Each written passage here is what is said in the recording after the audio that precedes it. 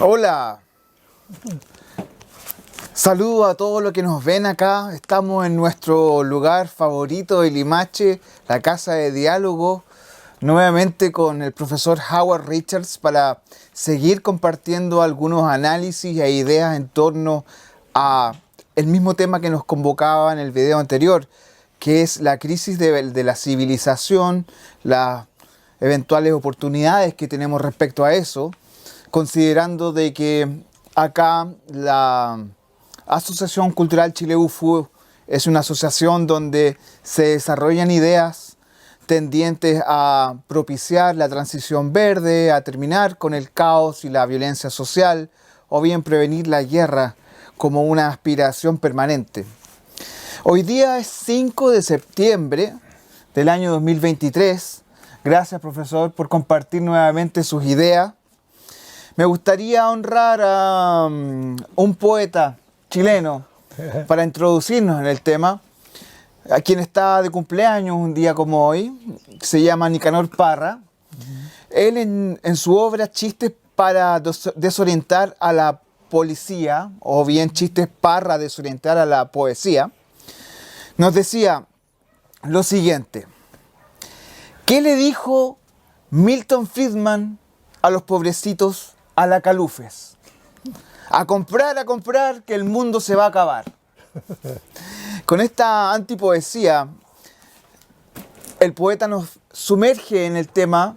La vez pasada hablamos bastante de economía, nos asomamos a las ideas de Keynes, por ejemplo, en lo que concierne a la falta de demanda y cómo es una realidad el hecho de que no porque uno tenga que vender o las personas tengan que vender su trabajo va a garantizar de que alguien se lo va a comprar, como uno de los elementos estructurales de esta crisis de la civilización. Si hay crisis o por qué estamos en crisis podemos verlo adelante. Lo que sí podría ser interesante, profesor, es que retome usted la idea keynesiana en caso de que haya quedado algo todavía pendiente por decir. Bueno, hay dos ideas gigantes en Keynes, aunque en otros autores se puede también deducir cosas semejantes.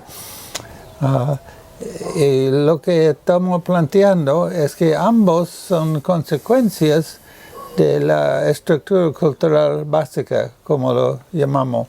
Pero el segundo es la déficit crónica del incentivo a invertir.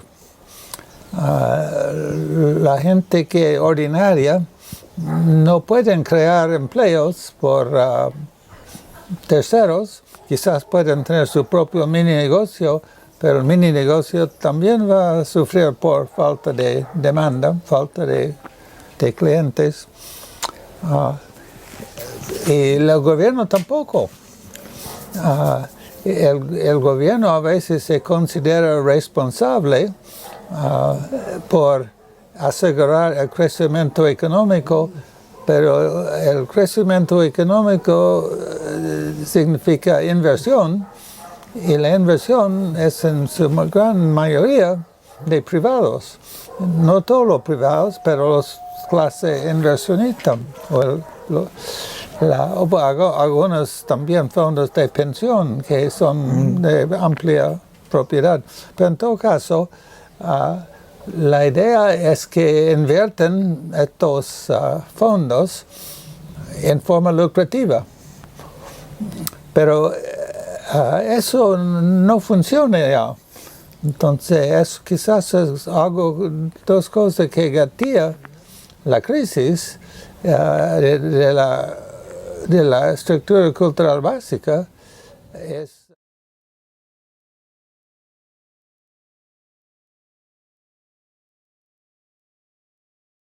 Es primero que las ilusiones de la democracia social se perdió. O sea, ahora nadie que conoce la historia puede creer que el sentido de la historia automáticamente es hacia una especie de modelo escandinavo de los años 50, donde todos comparten la prosperidad.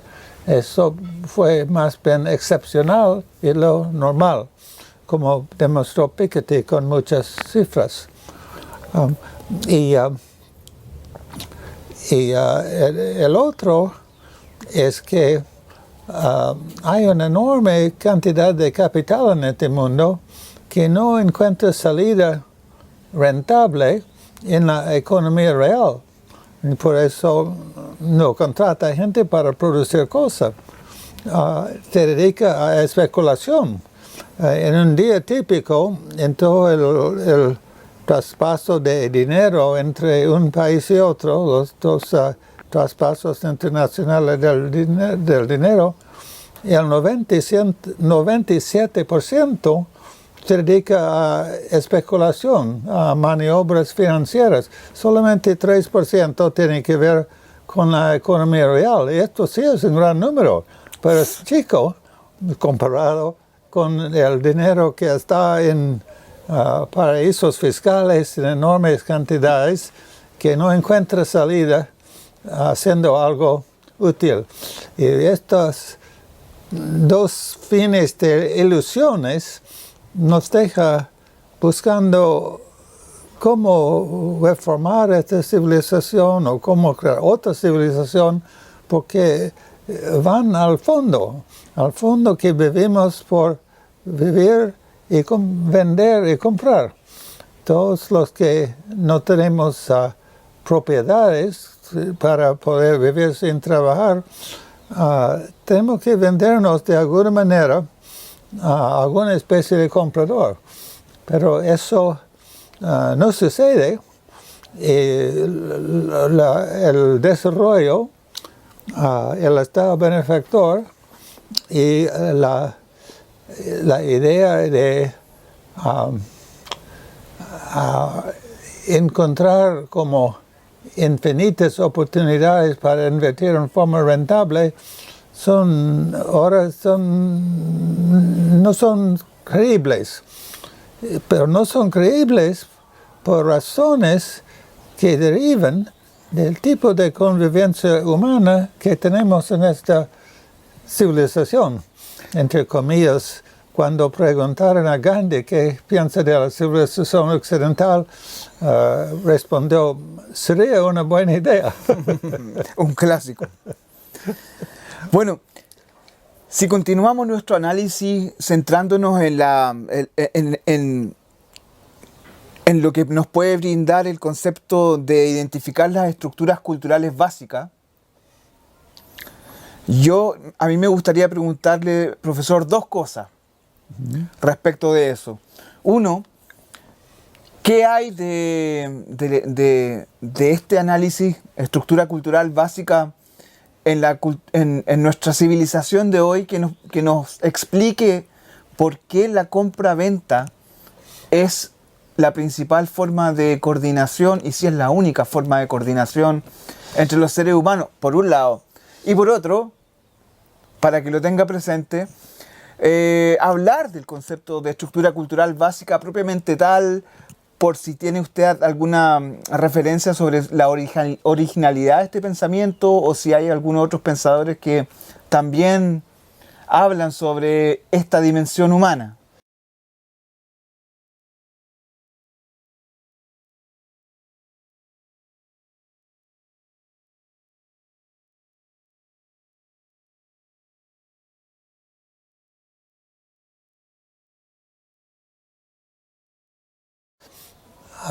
Bueno, quisiera comentar que esta idea de que la estructura cultural básica tiene que ver con ventas y compras es como central para entender nuestra civilización. No es original mío. Claro que con mi coautora inventamos la frase estructura cultural básica, pero en otros autores se encuentra exactamente la misma idea. Hay muchos autores distinguidos que ya se dan cuenta que una civilización que depende de ventas y compras tanto como la nuestra tiene todo aspecto de la vida, todo aspecto de la vida está involucrado. El gobierno, y no solamente el gobierno, sino todas las instituciones tienen que favorecer la inversión, porque inversión siempre falta, nunca hay inversión suficiente para crear los empleos necesarios para que la gente vive una vida digna y tampoco para generar rentabilidad. Así que por eso algunos hablan de regímenes de acumulación, hay distintos regímenes de acumulación, pero lo que tienen en común que favorecen a la inversión con fines de lucro y por lo tanto con contratar a gente, lo que choca con su falsedad, o sea, simplemente no existe. Lo que choca también con la ecología. De eso saco una conclusión política importante, que nuestros problemas principales no son culpa de nadie, son culpa simplemente de la lógica del sistema. Y la lógica del sistema fue creado históricamente con un largo proceso que hay que estudiar, porque si no estudiamos el pasado no podemos crear futuro. Nadie viviente es culpable. Entonces, es un gran error pensar que nosotros somos los buenos, los otros los malos son culpables y por eso tenemos un problema. Los problemas son inherentes en la construcción histórica que nadie viviente creó. Entonces hay mucha base para generar consenso en cuanto a lo que conviene a todos, dándonos cuenta de que todos estamos en lo mismo, que nacimos en un mundo que fue creado siglos antes por otras personas. Bueno, profesor, redondeando, quizás acercándonos hacia el final de nuestro comentario de este segundo capítulo, ¿por qué estamos en crisis? Bueno, estamos en crisis, o sea, lo que en cierto modo gatilla la crisis es que nos damos cuenta que todo el programa de la CEPAL, de la democracia social, por no hablar del socialismo real, y el neoliberalismo, todos estos intentos de intentar el mundo y hacerlo funcionar, ninguno funciona. Y se da cuenta que no funciona. Entonces tenemos que buscar cómo crear un mundo que sirve para que todos tengamos una vida digna en armonía con la naturaleza. Esto debe ser el objetivo. Pero esto no fue el objetivo de quienes diseñaron el mundo donde vivimos. Claramente. Su estructura básica refleja las intenciones que no deben ser las intenciones de hoy. Las intenciones de hoy tenemos que salvarnos por adaptar a la realidad. ¿Y las estructuras culturales básicas son adaptables? ¿Son cambiables? Bueno, déjame decir que un enorme paso adelante es simplemente aceptar esta meta. Que la meta es un mundo que funcione para todos en armonía de la naturaleza, como ética.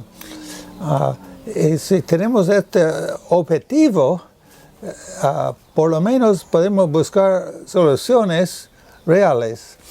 No buscar solución que supuestamente consiste en alto crecimiento, baja inflación. Esto no es ninguna solución, es simplemente un imperativo sistémico de un sistema creado por nuestros antepasados. Sí. Bueno, gracias, profesor. Acá en armonía con la naturaleza, como estamos acá, vamos a dar el cierre a esta conversación por ahora. Van a venir más capítulos, por supuesto, porque hay mucho que conversar.